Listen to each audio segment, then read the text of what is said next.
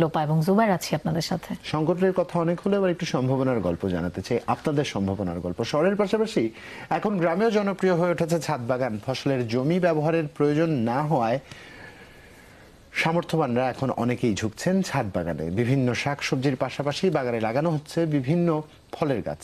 এমনই এক বাগান করে এলাকায় সাড়া ফেলে দিয়েছেন দিনাজপুরের হাকিমপুর উপজেলার প্রত্যন্ত গ্রাম বোয়ালদার ইউনিয়নের বাসিন্দা আমিরুল ইসলাম। বাড়ির ছাদে বাগান করে এলাকায় তিনি তো সাড়া ফেলে দিয়েছেন এবং সব মিলিয়ে প্রায় 100 প্রজাতির গাছ রোপণ করেছেন তিনি। এসব গাছের নিয়মিত পরিচর্যা করেন তিনি এবং বিস্তারিত এই বিষয়টি আপনাদেরকে একটু দেখাতে চাই। এই জন্য দিনাজপুরের হাকিমপুর উপজেলার বোয়ালদার গ্রাম থেকে সরাসরি যুক্ত হচ্ছেন আমাদের সহকর্মী মুরাদ ইমাম কবির। শুভ সকাল কবির। কবির, শুভ সকাল।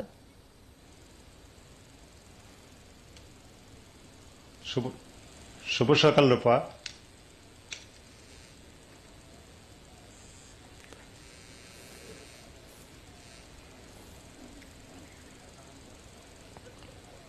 কবির, আমরা শুনতে পাচ্ছি, আমরা আসলে জানতে চাই আপনি যে ছাদ বাগানে দাঁড়িয়ে আছেন সেখানকার যিনি উদ্যোক্তা আছেন কি কি গাছের চারা রোপণ করেছেন, 100 প্রজাতির গাছ আমরা শুনলাম আমিরুল ইসলামের, তো গাছগুলো একটু দেখতে চাই যদি দেখাতে পারেন।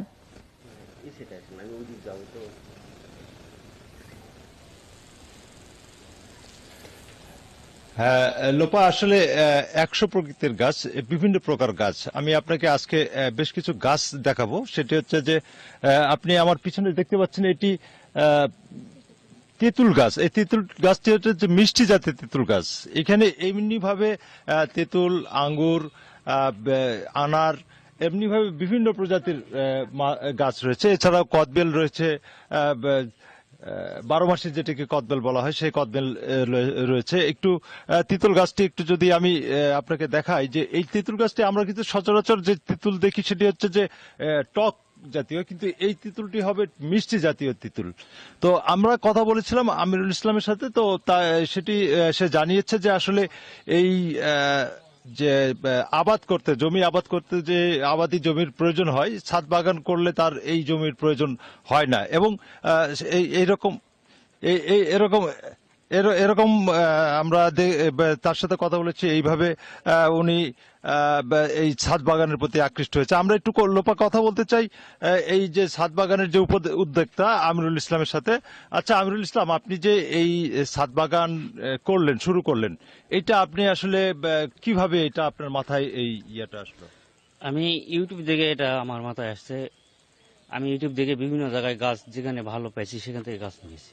আচ্ছা আচ্ছা, তো আপনার এখানে কি কি প্রকৃতির গাছ আছে? আমার এখানে আনার আছে 4 প্রকার, কমলা আছে, মালটা আছে, স্ট্রবেরি, পেয়ারা আছে, আঙ্গুর আছে, তেঁতুল আছে, তারপরে কটবেল আছে, আম আছে, 12 মাসি কাঁঠাল আছে। আর একটু সেটা হচ্ছে যে আপনি যে এই যে গ্রামের মধ্যে ইউটিউব থেকে গ্রামের মধ্যে এই যে ছাদ বাগান করার যে পরিকল্পনা, সেটা আপনার কোত্থেকে আসলো? আপনি এটা কোথায় থেকে পাইলেন? আমি ইউটিউবে অনেক ছাদ বাগান দেখেছি, দেখে আমার বা টিভি চ্যানেলে দেখেছি। আচ্ছা, এতে আপনার লাভটা কি হচ্ছে? এটা লাভ, আমরা বাড়ির ছেলেপেলেদের খাওয়া হবে, কিছু বিক্রি করাও যাবে। আচ্ছা, এটার সাথে পরিচর্যাটার সাথে নিশ্চয়ই পরিচর্যার সাথে আপনিও জড়িত আছেন। তো আপনি এখানে আপনি বলবেন যে আপনারা এই পরিচর্যার সাথে কিভাবে এটার পরিচর্যা করে থাকেন? মানে আমরা এই গাছগুলো যেখানে আগাছা হয় এগুলা পরিষ্কার করি। তারপর হচ্ছে আমাদের ওইদিকে গাছগুলো স্প্রে করা লাগে। তারপর আমরা হচ্ছে গাছগুলোকে ঠিক পরিমাণে খাদ্য দেই। যেমন হচ্ছে আমরা যে ডিমের খোসা একটা গুঁড়ো করে গাছে দিয়ে দেই।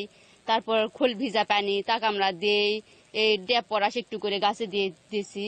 তারপর হচ্ছে গোবর সার এবং কিছু কম্পাস এগুলা দিয়ে মাটি মিক্স করে আমরা চারা। তারপর দেখলাম যে আমাদের চারা বড় হচ্ছে, খুব সুন্দর ফল আসতেছে, ফুল আসতেছে, তখন আমাদের আগ্রহ আরো বেড়ে গেল। এই জন্য আমরা আবার কিছু চারা আবার আনে নিলাম, নিয়ে কিছু চারা আবার করলাম। বাজারে আমাদের সবজির চেয়ে এদিকে ছাদ বাগান করে অনেক আমরা সবজি আর কি খেতে পারছি, বাচ্চাদের খাওয়াতে পারছি। এই জন্য আর কি আমরা করছি যে আমরা যদি আরো একটু জমি জায়গা করে আরো কিছু লাগাতে পারি, তাহলে আমাদের মতো আরো অনেক আমাদের এরকম চ্যালেঞ্জ দেখে করে অনেক মানুষই এরকম ছাদ বাগান থেকে উৎসাহিত হবে। এই জন্য আমরা চাই আমাদের পাশাপাশি আরো অনেক ছাদ বাগান করুক, আমরা এটাই আশা করি। তো এলাকার লোকজন কি আসছে আপনাদের কাছে এই ছাদ বাগানের ব্যাপারে জিজ্ঞেস করতে? হ্যাঁ, এলাকার অনেকজনই আসছে, বলতেছে যে এরকম আপনার কিরকম করে করলেন, এরকম অনেক ফল আসিছে, কোথায় থেকে নিয়ে আসলেন, আমাদের একটু বলবেন, আমরা একটু নিয়ে আসে নিব, আমরাও একটু লাগাবো। আমরা বলছিলাম হ্যাঁ আমরা আনিয়ে নিয়েছি অনেক জায়গা থেকে, আমরা নাম বলেছি, ওরা সেখান থেকে আনে, ওরাও কিছু গাছ লাগানোর চেষ্টা করতেছে। আচ্ছা আচ্ছা আচ্ছা। ও এখান থেকে কি কোন ইয়ে পাচ্ছেন?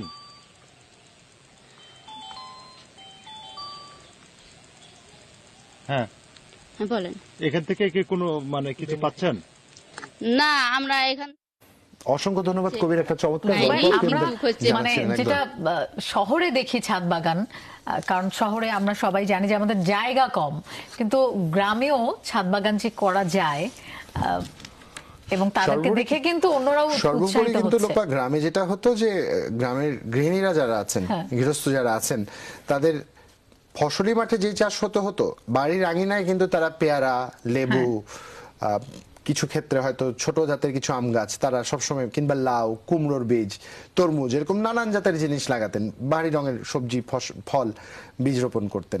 সেটা একরকম ছিল। কিন্তু এখন যখন ছাদ বাগান বা ছাদকেও ব্যবহার করা যায়, কারণ অধিকাংশ প্রত্যন্ত জেলার, কিংবা আমরা যদি আমাদের মফস্বলের কথা চিন্তা করি, কিংবা জেলা শহরগুলোর কথা চিন্তা করি, যাদের একটা ছাদ আছে এবং তারা যদি কৃষির সাথে সম্পৃক্ত হয়, এটা তাদের জন্য একটা ব্লেসিং। কারণ ধান শুকাবার একটা বিশাল বড় নিশ্চয়তা থাকে সেখানে, কারণ বৃষ্টি হলে অনেক সময় কাদা হয়ে যায়, ধান শুকাবার সুযোগ থাকে না। সেক্ষেত্রে ছাদে অনেকে ধান মেলে দেন, রোদ পোহাবার চেষ্টা করেন, ধান শুকাবার চেষ্টা করেন। সেই একটা জায়গায় যে বিকল্প তারা ভেবেছেন, ছাদেও এরকম কিছু রোপণ করা যায়, যেটা থেকে হয়তো এরকম চমৎকার কোনো ফল এবং ফসল, অনেকগুলো প্রজাতির, একটা বিশাল প্রায় ব্যাপার। 100 প্রজাতির গাছ সেখানে আমরা এটা দেখলাম। তাদের জন্য কিন্তু একটা বিশাল বড় সাংস্কৃতিক পরিবর্তন, এটা সাংস্কৃতিক এবং মানসিকতার পরিবর্তন। যাই হোক, এরকম পরিবর্তনের গল্পগুলো আপনাদের আরো জানাবো, তবে আমাদের আরো একটা বিরতির সময় হয়েছে। দর্শক, ছোট একটা বিরতি নিব আমরা, এরকম ঠিক একটু সম্ভাবনার পরে। গল্প নিব।